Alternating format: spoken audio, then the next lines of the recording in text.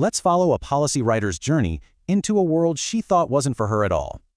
She saw GitHub as this exclusive club for developers. Code, commits, totally not her world. But then she kept hearing this one term everywhere: policy as code. And, well, she got curious. Okay, so what is policy as code, really?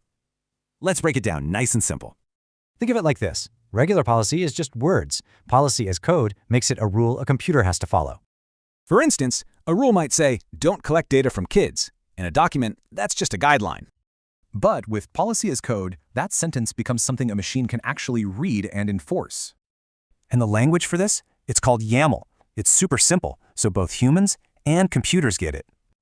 I love this analogy. A sticker on the dashboard is a suggestion. YAML is the sensor that actually beeps.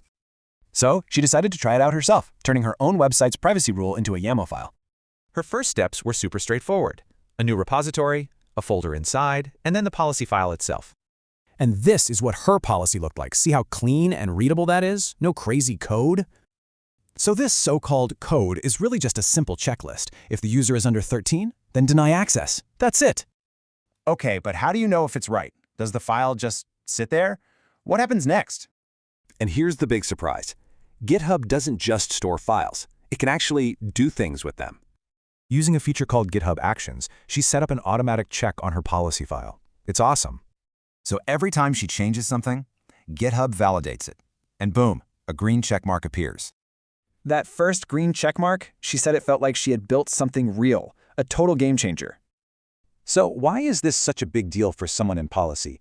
Let's get into what this really changes. Well, for one, it solves a ton of headaches. No more version chaos, and you get instant feedback. She still doesn't call herself technical, but now she knows how to make a policy actually do something. So, the takeaway? These tools aren't just for developers anymore. They empower anyone to turn rules into reality.